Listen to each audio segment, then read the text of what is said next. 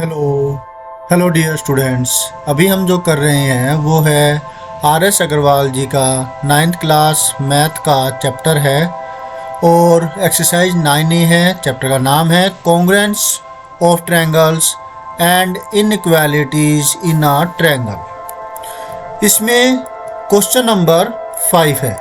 यहाँ question number 5 में क्या दिया हुआ है वो ध्यान से समझिए। इन द गिवन फिगर, जो आपके सामने फिगर है, इस फिगर के अंदर B E and C F are two equal altitudes. B E मतलब ये वाला और सी एफ मतलब ये वाला, ये दोनों के दोनों एल्टीट्यूड्स बराबर दिए हुए हैं। एल्टीट्यूड का मतलब होता है अपोजिट साइड से, मतलब जो किसी भी एक साइड के ऊपर, जैसे मान लिया कि जैसे ए बी है, ठीक है, ए बी के ऊपर इसका अपोजिट वर्टेक्स है सी, इससे परपेंडिकुलर ड्रॉ किया गया, तो जो ये वाला परपेंडिकुलर हो गया, ये एल्टीट्यूड हो गया। इसी प्रकार से ये एल्टीट्यूड, तो ये दोनों के दोनों 90 डिग्री के एंगल बना रहे हैं, जो मैंने यहाँ पर शो किए हुए हैं। ज़रूरत पड़ेगी हमें इन एंगलों की, तो मैं ये एंगल बना देता हूँ, ठीक है।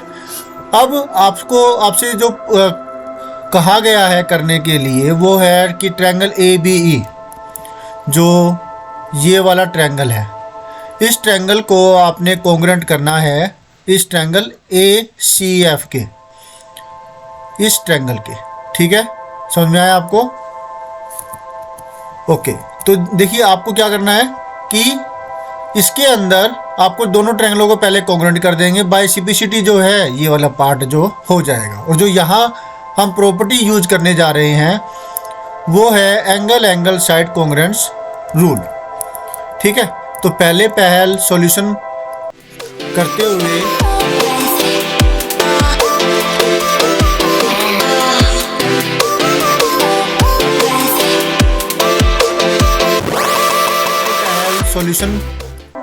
करते हुए हम दोनों ट्रायंगलों के नाम लिखेंगे।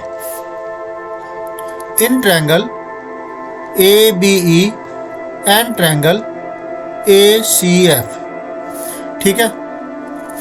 मैं अलग से इसको एक बार बना देता हूँ, ए बी ई, तो हुआ ये वाला, ठीक है। एक ट्रायंगल ये हो गया,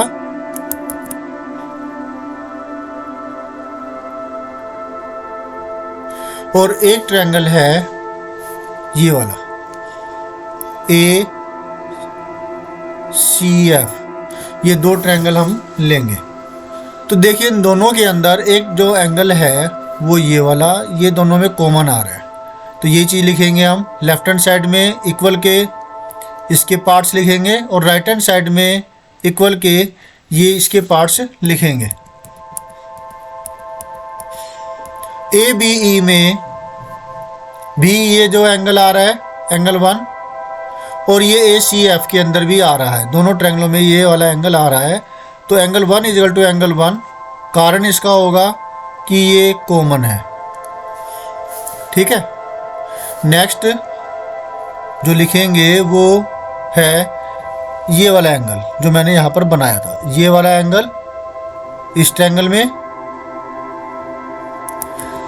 खिचड़ी सी जैसी हो गई है, जो ये वाला ट्रायंगल है ना, इस ट्रायंगल के अंदर जो ये वाला एंगल है, और दूसरे वाले ट्रायंगल के अंदर ये वाला एंगल, दूसरे वाला ट्रायंगल ये वाला, ठीक है। तो इसको मैं नाम दे देता हूँ, एक को नाम दिया 2 और एक को नाम दिया 3। बात क्लियर है? सही है ना?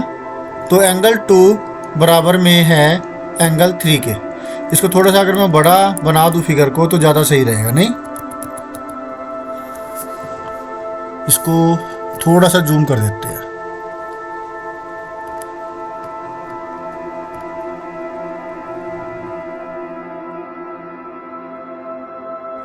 और इसको बाकी को रब कर देते हैं।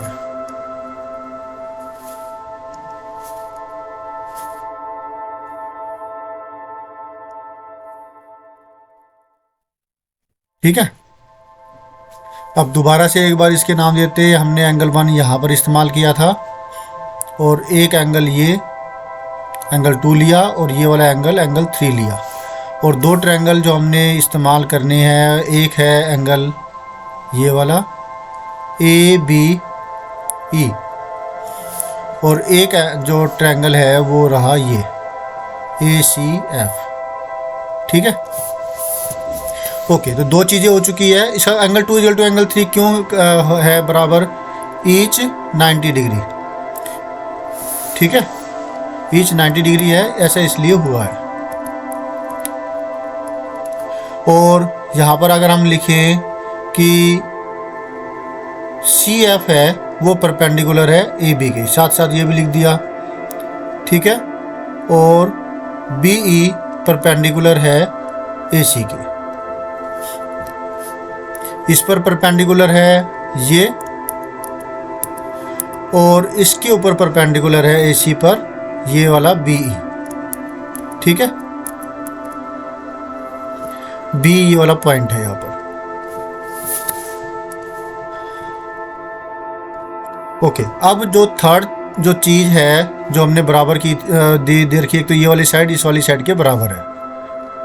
मतलब जो लेफ्ट हैंड साइड में BE है वो बराबर दे रखी है CF के, जो कि दूसरे ट्रायंगल के अंदर है, राइट हैंड साइड में जो हमने लिया हुआ है। BE बराबर है CF के। यहाँ लिखेंगे हम इसका कारण गिवन। ठीक है, थोड़ा स्पेस बना करके लिख देंगे ताकि ये जो ना एक दूसरे के साथ में ना आए, कंफ्यूजन ना हो, क्योंकि मैं तो डिफरेंट कलर का इस्तेमाल कर रहा हूँ, आप ब्लू पेन से या ब्लैक पेन का ही इस्तेमाल करेंगे। तो इस लाइन में ही सारा लिख दीजिएगा, यहाँ पर ये दोनों के दोनों मिक्सिंग ना हो।